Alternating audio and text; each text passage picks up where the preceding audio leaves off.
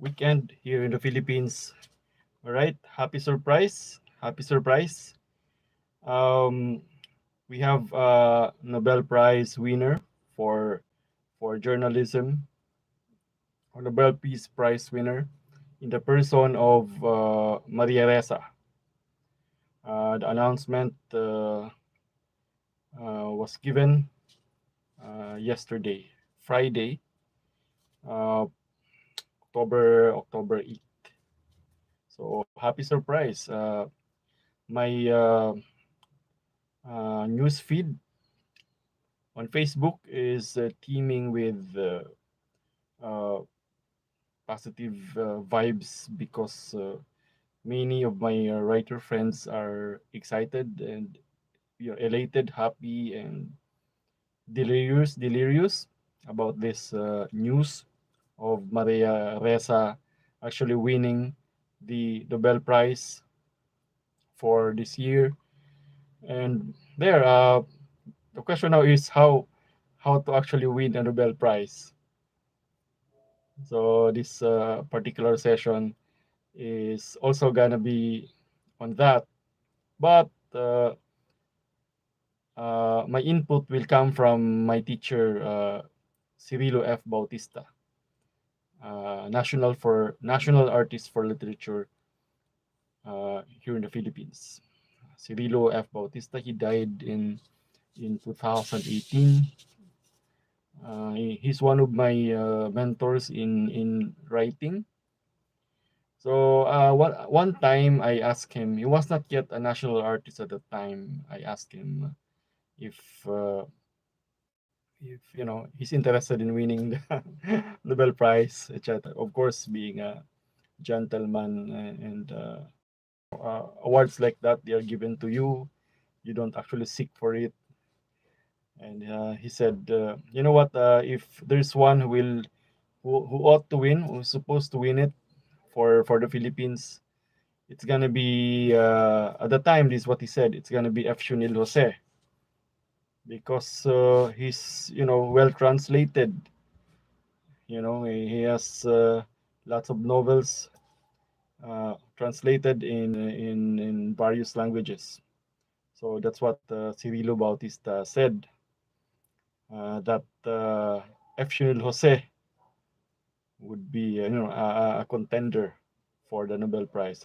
That's what he told me years back. And I asked him, what's with the Nobel Prize? Actually, how do you actually win it anyway? I remember Sir Cirilo telling me, you know what, the Nobel Prize is just like any other, prize or award, and they have their standards. Sometimes you agree with their choices, sometimes you don't. But there are things that you ought to consider when talking about the Nobel Prize. And he said that's geopolitics. Okay, there's always geopolitics in the Nobel Prize, according to my teacher Cyril Bautista. He said you have to look into the significance of your home country in the global arena. Ang sabi pa nga niya, mahirap manalo sa Nobel Prize for Literature kasi naman ano ba naman ang Pilipinas sa global arena, sabi niya. Kung panity ka na pag-uusapan. So that's what he said. It's difficult for a Filipino actually win a Nobel Prize for Literature because geopolitics. So we will ask, what's the, what's the significance of the Philippines? What's the impact of the Philippines in the global literary scene? Okay. So you have to consider that according to Sir Cirilo. And your work must be widely translated in various languages. In the case of Maria Ressa, she's a journalist, so it's a different, it's a different situation for her. And according to Sir Cirilo, your work ought to be a kind of a, your work, your efforts, okay, in coming up with your works, ought to set an example for the whole world, you know, to show the world human achievement, struggle, difficulties. Despite all these difficulties, you come up with great work, genius. So there. There's even a poem by uh, national artist for literature, Virgilio S. Almario, aka Rio Alma. So let's look for it. It's something went wrong with my uh, uh, cell phone here. I was just reading it. Rio Alma page. As I said, people are so happy because of this news, and people are looking at three ladies. They're looking at Maria Ressa, of course, Heidelin Diaz, and Vice President Leni Robredo as a source of joy and happiness for the Filipinos. And incidentally, a few minutes ago, actually half an hour ago, my teacher, Berilio Almario, Rio Alma, posted this poem. It's entitled May Tatlong Bituin ng Aking Watawat. So let's share it here. So it's an October 8, 2021 poem. Okay, Rio Alma. May tatlong bituin ng aking watawat. May tatlong bituin ng aking watawat. Heidelin, Maria Ressa at Leni Robredo. Tanglaw ko sa gabi hanggang sa sumikat. Ang araw ng layat, liwanag sa tao. Mahusay lumitis sa anumang hamon. Marangal ang isip, matatag ang bisig. Malinis ang puso't walang Panginoon, kundi katarungat bayang iniibig. May tatlong bituin ang aking watawat, Heidelin, Maria Ressa at Leni Robredo. Tanglaw ko sa gabi hanggang sa sumikat, ang araw ng layat, liwanag sa tao.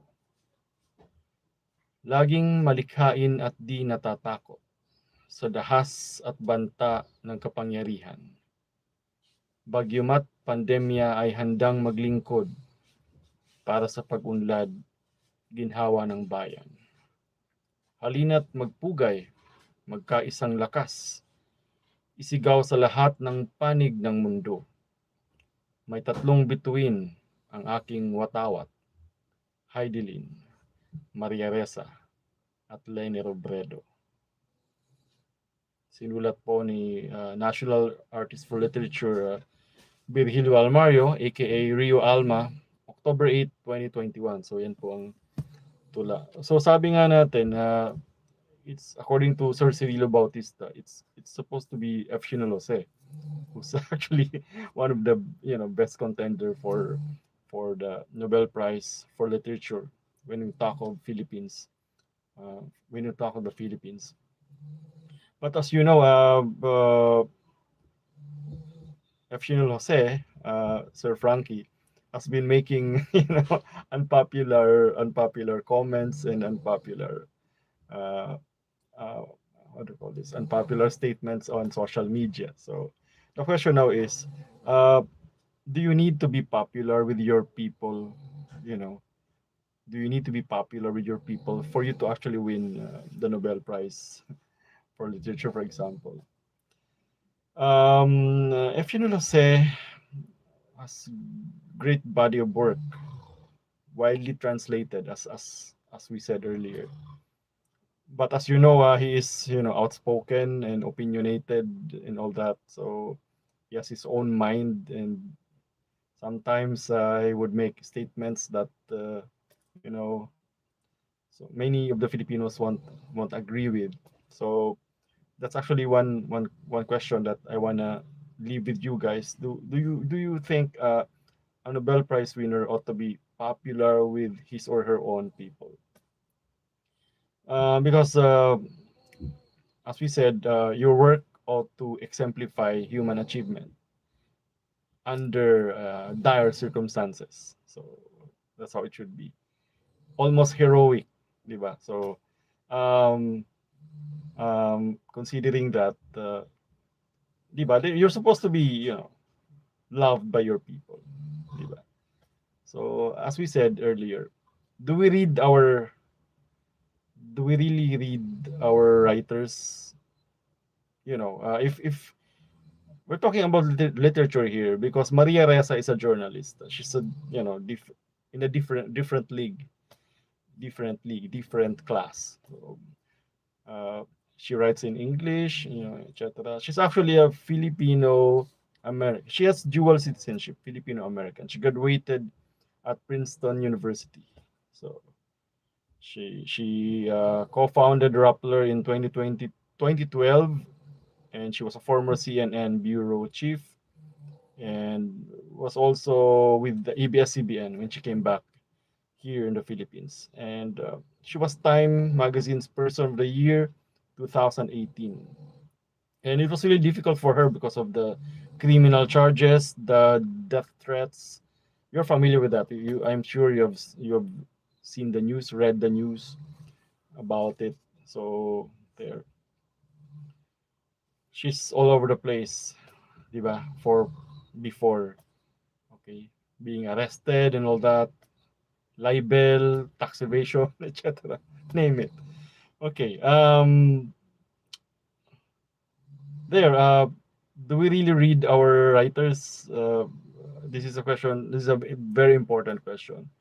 Now that we have Heidelin Diaz, okay, she won the first gold medal. So, do we really support our athletes?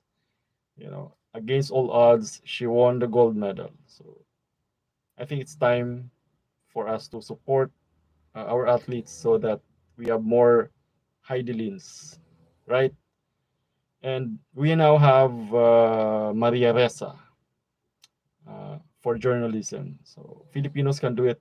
Uh, we can have more Maria Ressas. For example, in literature, we could have had Nick Joaquin winning the Nobel Prize before, or Cirilo F. Bautista, for example.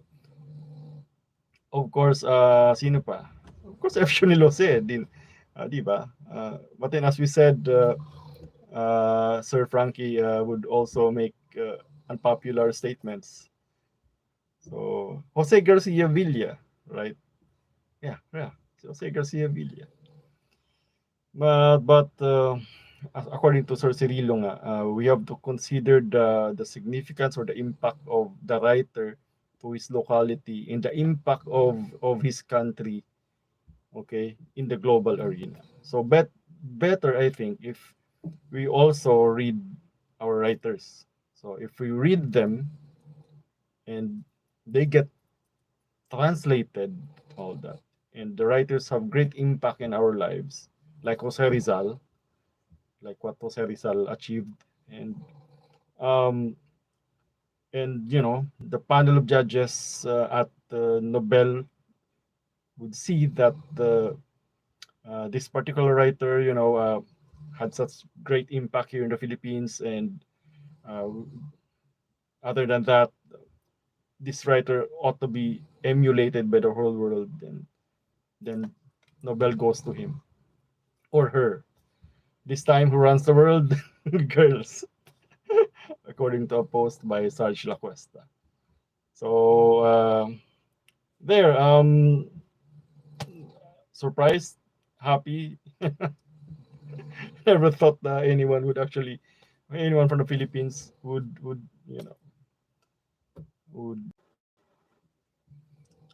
Okay, there's this glitch again. As we said, geopolitics. As we said, geopolitics. All right, Jason here for the Hagbayon channel. I'm your host, Jason Chancoco. I'm a writer. Uh, mm, what else? I'm a writer, musician, rock musician, Philippine martial arts enthusiast, blade builder, blade researcher, prepper, prepping survivalism enthusiast. This channel is devoted on said on topics. And this is a small YouTube channel, not so big. And there are lots of YouTube channels out there that are way, way better. Look at my content, and You'll you'll definitely see that.